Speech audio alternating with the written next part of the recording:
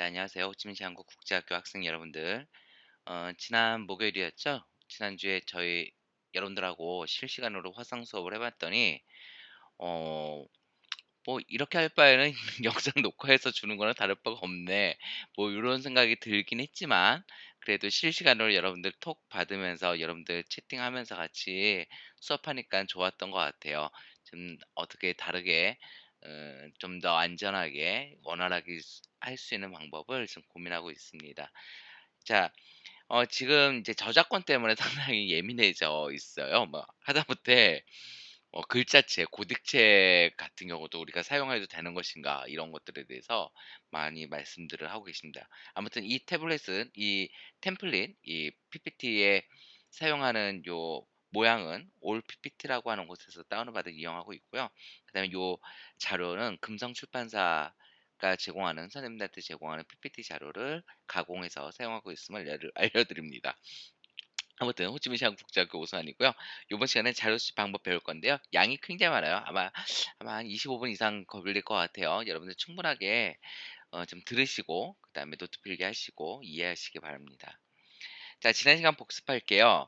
우리 연구 방법에 대해서 배웠어요. 연구 방법. 이제 사회문화 현상은 뭐라 그랬었죠? 사회문화 현상에 대한 지식이라고 하는 것은 상식이 아닌 거죠. 상식이 아니고 과학적 지식이라고 그랬어요. 과학적 지식.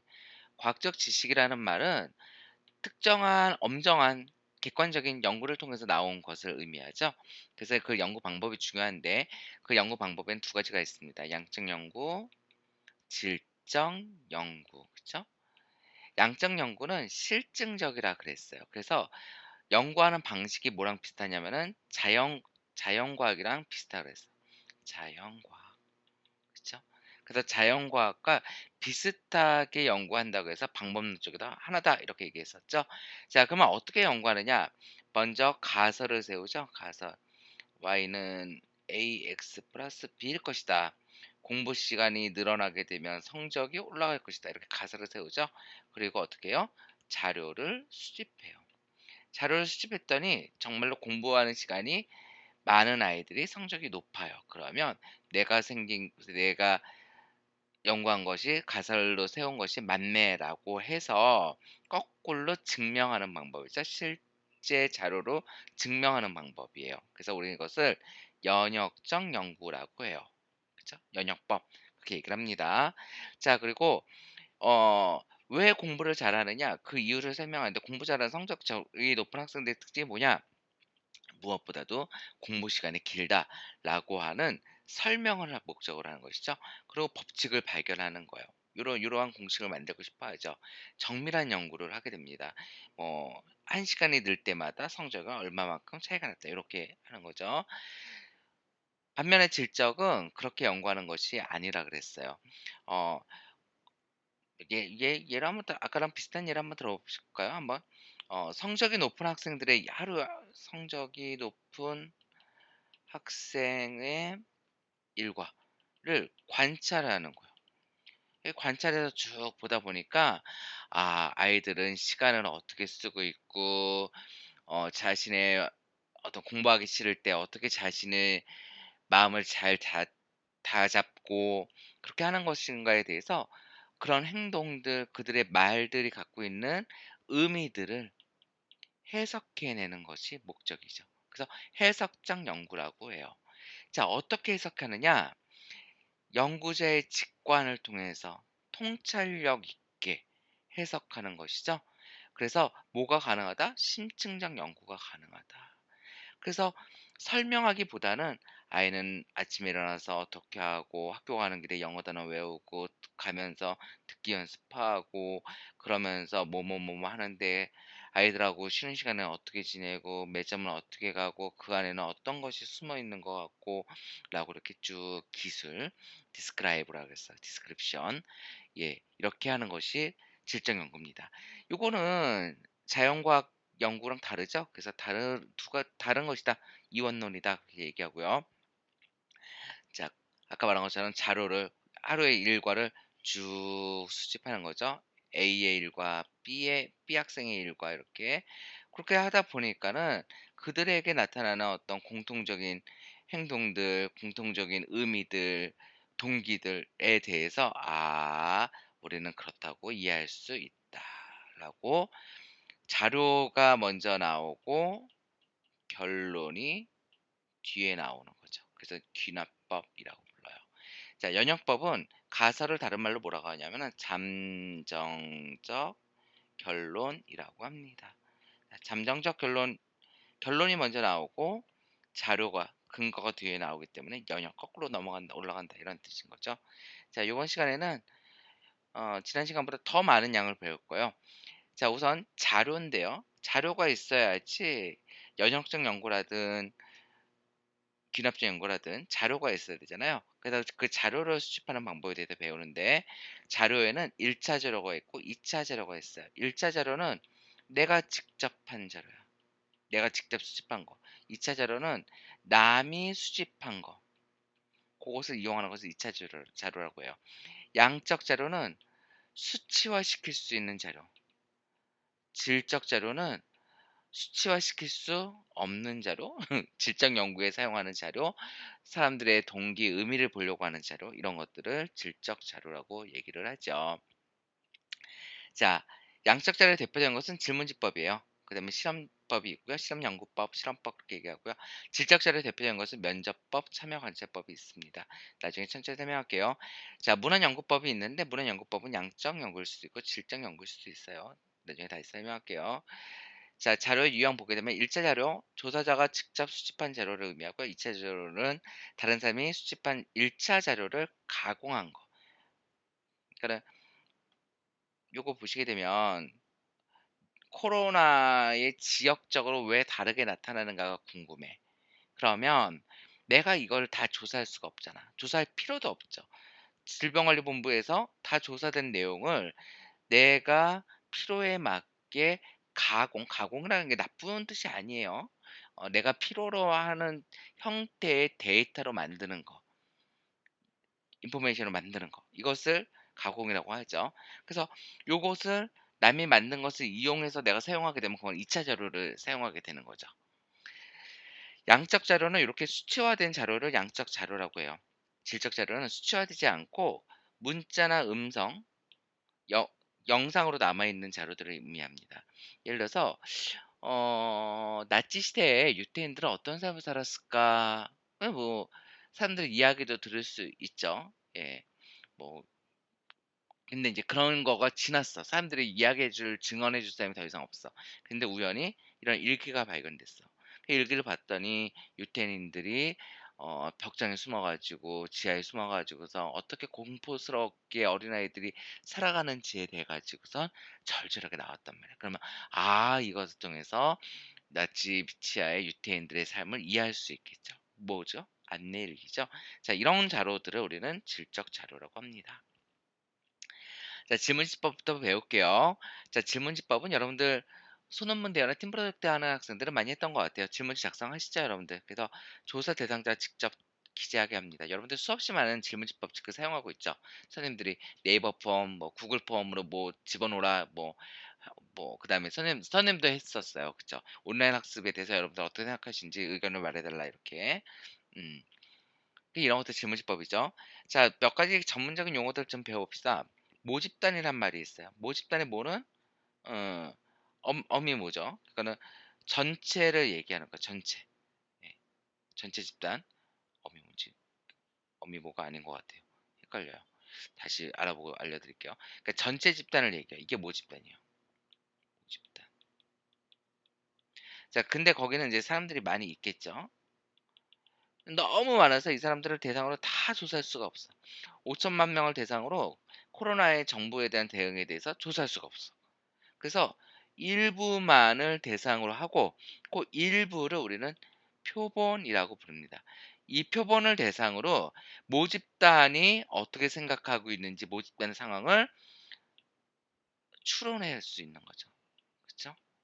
이렇게 하는 것이 질문지법이야. 그래서 이 표본을 잘 뽑지 않으면 모집단을 설명할 수가 없단 말이에요. 그래서 표본을 어떻게 뽑아야 되느냐?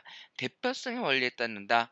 성별로, 나이별로, 지역별로, 교육 수준별로, 소득 수준별로 고르게 뽑아야지 이 모집단이 어떤지를 알 수가 있게 되는 거죠. 자, 장점은 짧은 시간 내에 잘 보세요. 많은 자료를 수집할 수 있기 때문에 비용이 많이 든다. X. 비용이 적게 듭니다. 뭐 구글, 뭐 네이버 폼 이런 걸로 이렇게 한번 쫙 뿌리고 나면은 어 더 이상 돈 들지 않고 사람들이 응답하는 것들을 얻을 수가 있죠. 자, 단점은 귀찮아서 사람들이 잘 안 해. 성의 없이 그런 것들을 이 나의 자료로 포함시킬 것인가 말 것인가에 대한 어려운 문제들이 나타나게 됩니다. 자, 미국 대선 판세였어요, 작년이요. 그거는 음 작년이 아니죠. 한참 전이죠. 자, 힐러리하고 이제 트럼프하고 붙였는데 보면은 지역적으로 차이가 나죠. 이렇게 중남부 지역에는 공화당이, 그다음에 서부와 동부 쪽에서는 민주당이 이렇게 강세잖아요. 이랬을 때 언론기관에서 이쪽 그 중남부 지역에 있는 사람들을 중심으로 설문조사를 해서 누구를 투표할 것이냐라고 물어보게 된다면 공정하지 않겠죠. 마찬가지로 어 뭐 동부라든지 이런 쪽을 중심으로 해 가지고선 설문조사를 하게 되면 공정한 결과가 나올 수가 없겠죠. 왜냐면 지역적으로 지금 지지하는 정당이 다르기 때문에요. 그래서 골고루, 골고루 인원수에 맞게 각 지역에 사는 사람들의 인구수에 대비해서 이렇게 골고루 뽑아줘야 될 거예요. 그쵸? 그렇게 작성하는 거, 그것을 우리는 대표성의 원리라고 이야기를 합니다. 꼭 기억하세요. 자, 질문지 작성 시 주의사항인데요. 이거 교과서에 있는 내용이에요. 30페이지에 있는 내용이고요. 여러분들 교과서 보시면서 교과서에 별표시 하시고요. 요거 시험 문제, 시험을 보게 되면 여기 시험범위에 포함이 되면 시험 문제로 나올 거예요. 자, 질문은 간결하고 명료해야 된다. 그리고 가급적 쉬운 용어를 사용해야 되고 조사자의 가치 판단이 배제된 중립적인 질문을 만들어야 된다. 어, 예를 들어서 뭐 지금 현재 어 정부가 하려고 하는 이러한 정책은 문제가 있어 보이는데 선생님께서는 어떻게 생각하십니까? 그렇게 하면 "문제가 있다." 이렇게 대답하기가 쉽지 않아요. 이렇게 만들면 안 되는 거죠. 자, 상반된 의견이 있는 질문은 어느 쪽이 치우치지 않도록 한다. 어 "학생이 아르바이트를 하는 것은 나쁘다고 생각하십니까?" 그러면은 "네." 이렇게 대답하기가 쉽단 말이죠. "어떻게 생각하십니까?" 요렇게 만드는 것이 바람직하다. 자, 항목 간의 거리가 같아야 된다. 그 얘기는 아주 잘함이 있으면 아주 못함도 있어야 된다는 거죠. 잘함, 보통, 못함 이렇게 하게 되면은 어 못함이 하나밖에 없기 때문에 아주 잘함 또는 잘함, 보통으로 이렇게 응답할 가능성이 높아지잖아요. 그렇게 되면은 긍정적인 응답 효과가 더 많아지게 되는 그런 왜곡이 생기겠죠. 한 문항에서는 한 가지만 물어야 된다. 복합적인 질문은 하지 않는다. 두 가지 이상의 질문을 한 문항으로 묶어서 하게 되면은 어려움이 느낄 뿐만 아니라 분석도 혼란을 가져온다. 당신은 하루에 TV를 어떤 프로그램을 몇 분 정도 보십니까? 그러면 사람마다 "나는 1시간 동안 2개 프로그램을 본다."라고 하게 되면 어떻게 대답하기가 나쁘잖아요. 그죠? 자, 가정을 전제로 한 질문이나 규범적으로 분명한 정답이 있는 질문은 피한다. 뭐 "살인하는 것은 에 대해서 동의하십니까?" 그런 것들은 좀 바람직하지 않겠죠. 그래서 여러분들 요거 노트 필기는 하지 마세요. 노트 필기 너무 많아. 할 필요 없고요. 여러분들 교과서에 있는 거니까 나중에 시험 볼 때 정확하게 보시기 바랍니다. 자, 실험법이요. 실험법은 가장 정밀한 연구를 할 수가 있어요. 디자인을 잘해서 할 수가 있는데요. 자, 실험 집단 익스페리먼트 그룹이라고 하죠. 익스페리먼트. 그다음에 통제 집단 컨트롤이에요. 그래서 요 단어를 잘 기억해야 돼. 통제 집단은 실험에 영향받지 않도록 컨트롤, 통제를 해 줘야 되니까. 왜냐면 실험에 영향을 받게 되면 이 실험 집단, 실험 대상 집단인 거죠. 실험 대상 집단과 차이가 없어지게 되죠. 그래서 통제를 해 줘야 돼요. 그래서 예를 들어서 오 선생님이 12 학년 6 반과 12 학년 7 반의 수업을 하는데 6 반에는 A라고 하는 수업 방식을 하고 7 반에는 온라인 수업을 하는 거예요. A는 뭐죠? 강의실, 이거는 온라인. 자, 근데 강의실 수업이 일반적이잖아요. 그쵸? 일반적이잖아. 그러면 일반적인 것이 통제 집단이야. 온라인 수업을 하는 것이 새로운 수업 방식이란 말이죠. 그것이 실험 집단이에요. 그래서 온라인으로 수업했을 때 강의실에서 수업하는 거, 교실에서 수업하는 거 하고 어떠한 성적의 차이가 변화에 나타나는가 이게 궁금하다고 한다면 요 강의실에 그러니까 교실에서 일반적으로 수업하는 게 없다고 한다면 그것에 대한 자료가 없다고 한다면 온라인 수업이 효과가 있는지 없는지를 따지는데 굉장히 어려움이 있겠죠. 그래서 반드시 통제 집단을 만들어야 됩니다. 그래서 구성하고 연구자가 어떤 변수를 의도적으로 조작하여 y는 ax 플러스 b다. 그러면 x가 뭐예요? 수업 방식. 수업 방식에 따라서 학생들의 성적은 어떻게 달라지는가. 이렇게 만들고자 하는 것이죠. 자, 이렇게 의도적으로 조작한 변수를 색깔을 좀 달리할까요? 요것을 독립 변수라 아니죠. 거꾸로 요 x죠. 잘못했어요. 예, 다시요. y는 다시요. ax 플러스 b라고 할 때 요 x가 독립 변수가 되는 거죠. 수업 방식에 따라서 y 이게 뭐가 되는 거야? 종속 변수. 그러면 이게 성적이 되겠죠. 이제 수업 방식에 따라서 성적이 어떻게 달라지는가 이것을 알고 싶어 하는 거예요. 그러니까 가장 무엇에 적합한 연구예요? 양적 연구에 적합한 연구가 되겠네요. 양적 연구의 목적에 일반화시키고 법칙을 발견하는 데 있어서 가장 어, 잘 맞죠. 그래서 주로 어떨 때 많이 쓰냐면 심리학에서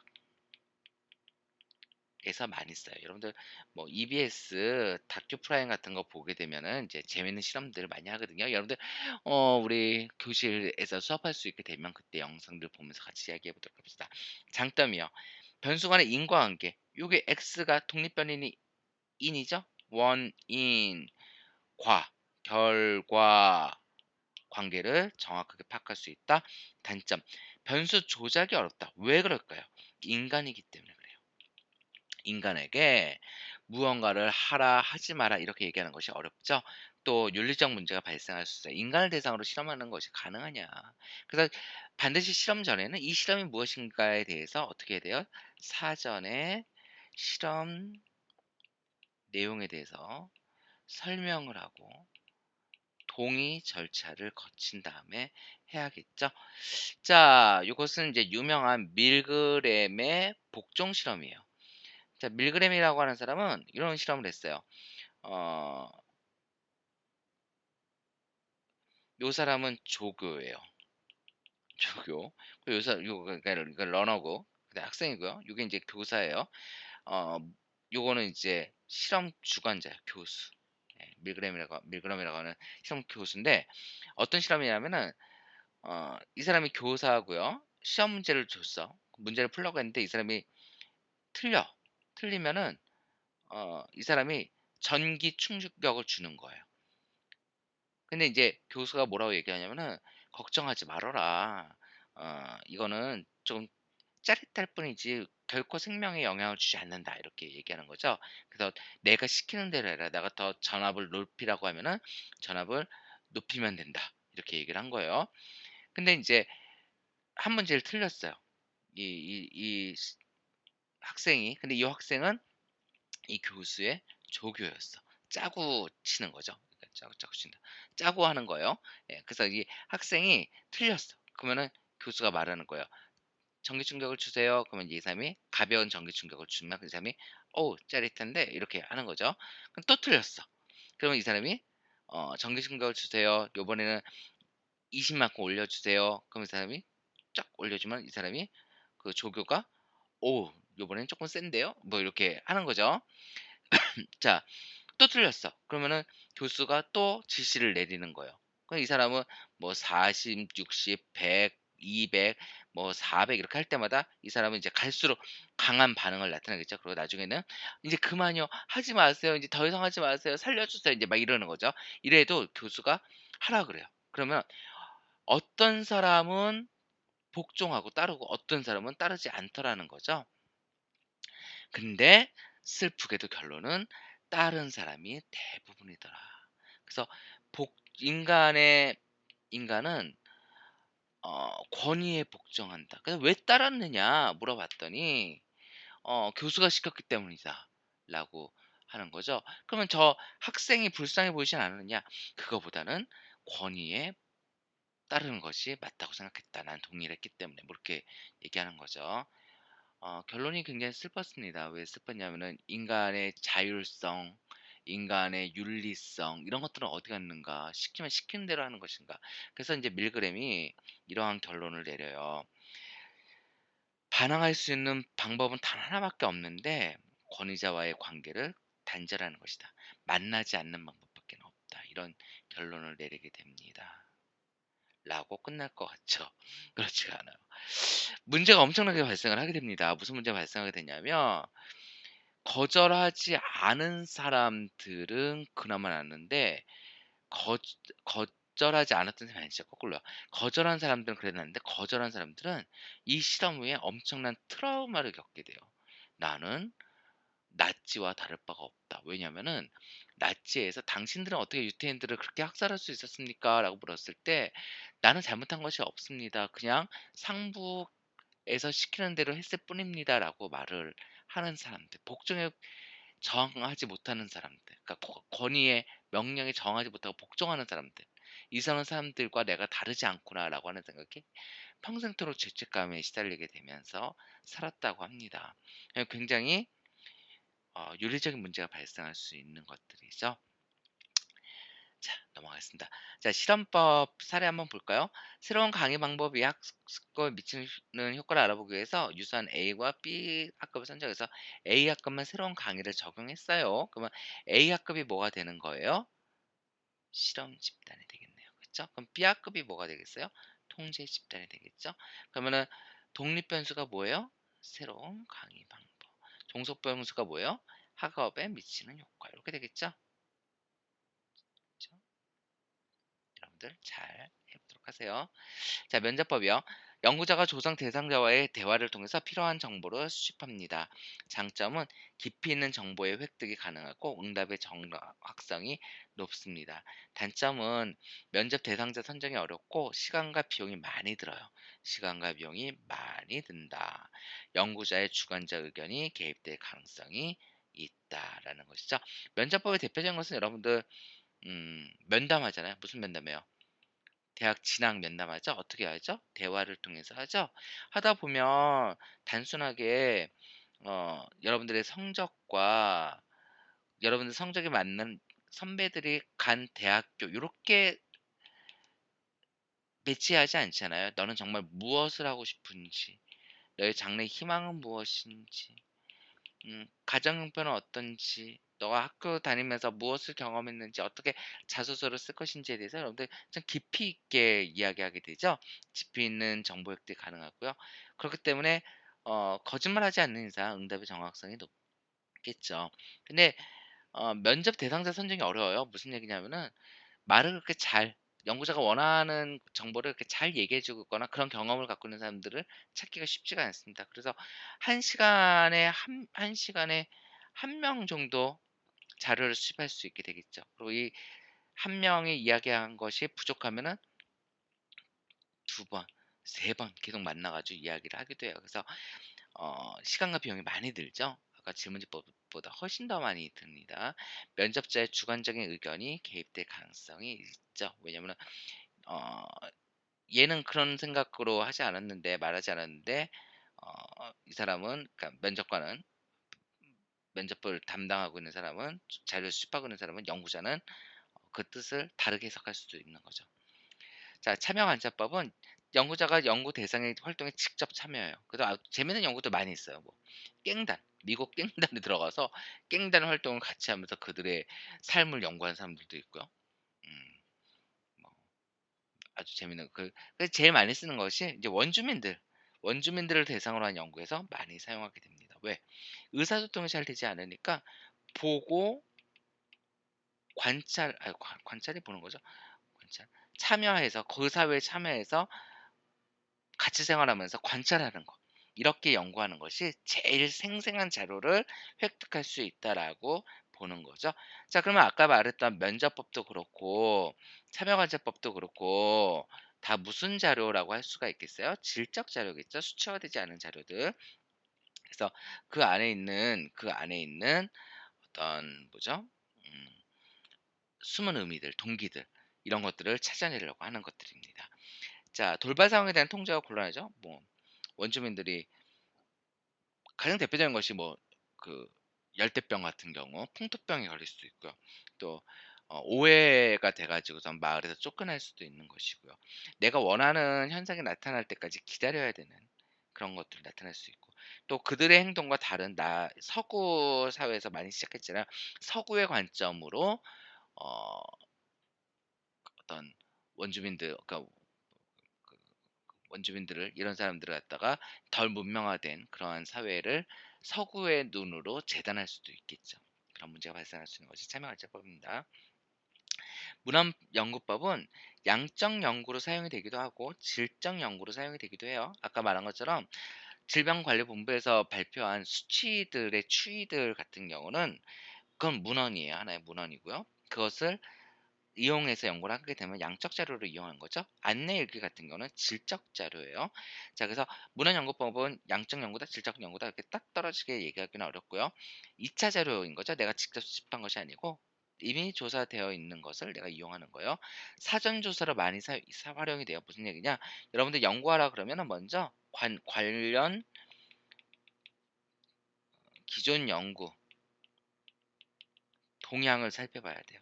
그러지 않으면은 내가 이거 좋은 아이디어다라고 해가지고 연구를 시작했는데 이미 연구가 되어 있을 수 있잖아요. 그래서 많은 연구 자료들을 보면서 미리 준비를 해야 돼요. 그래서 관련 지식도 많이 쌓게 되고 참조도 해야 되고 이렇게 합니다. 그래서 그리고 또 물론 연구는 시공간의 제약을 적게 받을 수 있죠. 여기 대한민국 또는 호치민에 살면서 저기 유럽이라든지 뭐 이런 데 자료들을 갖다가 볼 수가 있다면 공간을 넘어서 연구할 수도 있고 또 과거로 돌아가서 연구할 수도 있고 비용이 적게 들죠. 단 자료의 신뢰도가 연구에 큰 영향을 주게 됩니다. 그래서 잘못된 자료 갖고 과거에 잘못된 기록을 갖고 연구를 진행을 하게 되면 과거에 대해서 잘못 이해할 수 있겠죠. 그래서 신뢰도가 높은 자료를 이용해야 되고, 마찬가지로 연구자의 주관이 개입될 가능성이 있죠. 질적 자료로 이용할 때는요. 막상 조선인들은 그러한 생각을 하면서 살지 않았는데 지금에 와가지고선 우리가 그렇게 해석을 할 수도 있는 거죠. 문헌연구법.